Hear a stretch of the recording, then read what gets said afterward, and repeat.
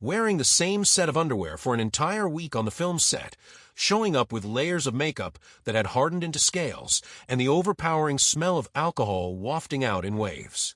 Those are the raw truths that Hollywood once tried its hardest to hide under the bright studio lights.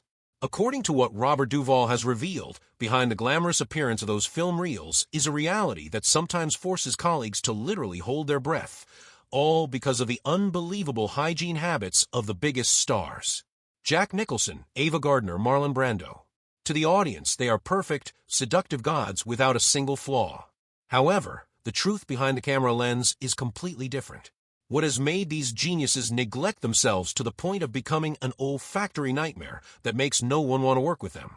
Is this a sacrifice for art or simply the eccentric habits of great minds? Don't miss out. Like the video, subscribe to the channel right now. And let's start with the first character, Ava Gardner, the shocking truth behind the goddess image. When people mention Ava Gardner, film lovers immediately think of a seductive icon. She was so beautiful that people called her the goddess of Hollywood. But the lights of Hollywood have always done a good job of covering things up. Behind that perfect facade is a life full of cracks, loneliness, and endless drinking binges that pushed her into a dilapidated lifestyle. Actor Robert Duvall once had the opportunity to work with Ava, and he had to bitterly admit a harsh truth.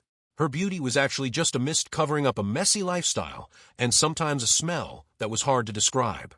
All the tragedies began when the camera stopped rolling.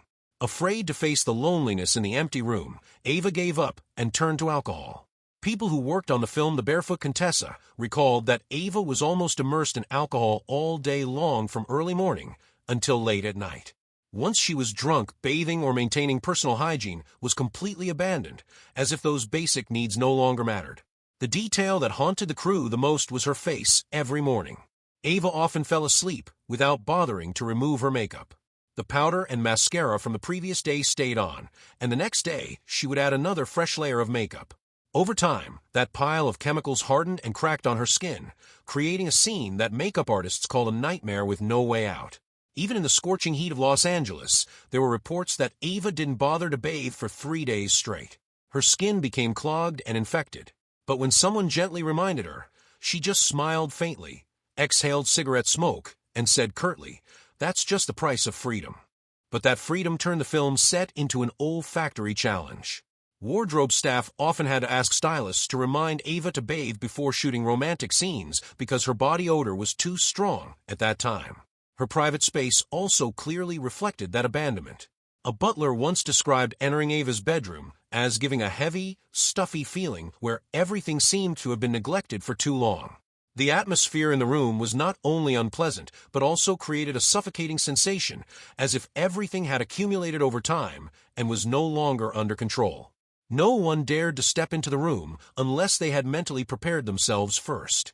Robert Duvall admitted that Ava was very attractive, but when standing right next to her, the smell of alcohol, sour sweat, and old powder made him feel suffocated and completely killed any romantic feelings. She was exactly like the most radiant rose, but one that was wilting and rotting from the inside. Ava's messiness stemmed from sadness. However, in another dark corner of Hollywood, there was someone who turned filth into a lifestyle to worship. Dennis Hopper, the olfactory nightmare in the desert. Robert Duvall never hid his contempt when talking about Hopper. He bluntly declared, "I would rather throw away the script and turn down the role than have to stand together and breathe the same air as that guy." Duvall's anger was completely justified.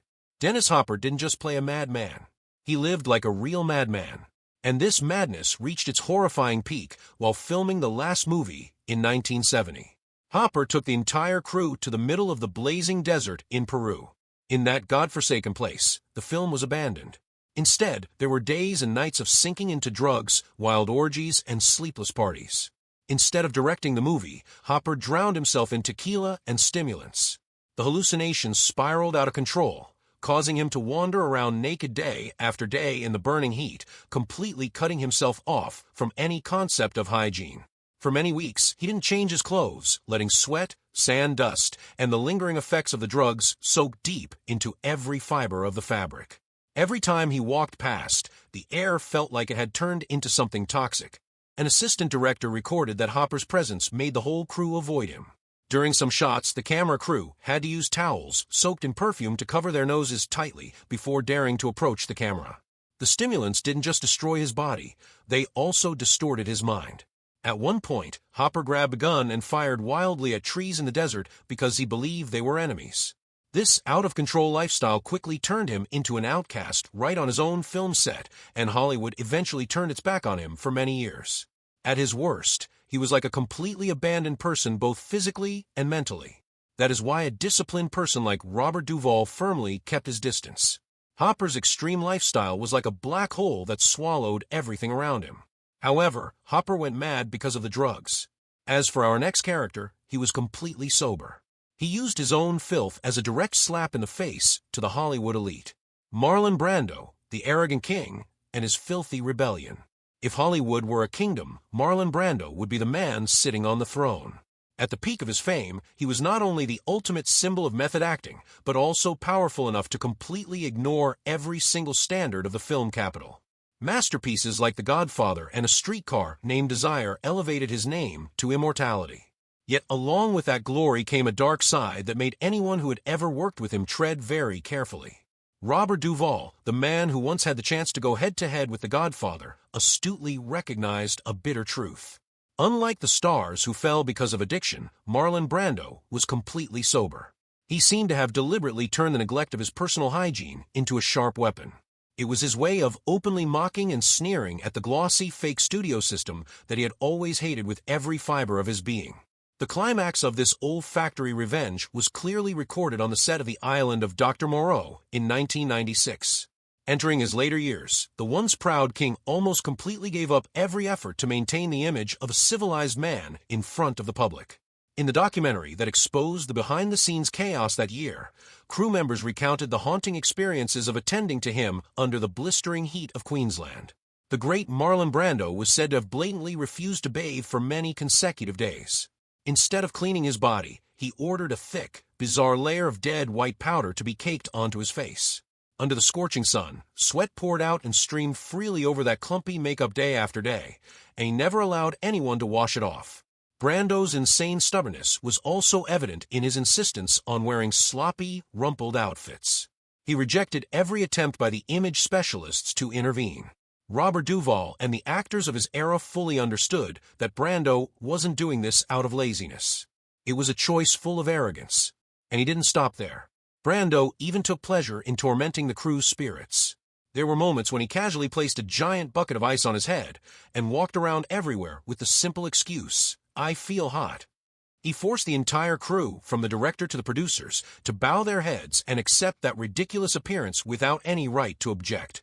His wildly uncooperative attitude and his trampling of every hygiene standard turned Marlon Brando into a living nightmare on set.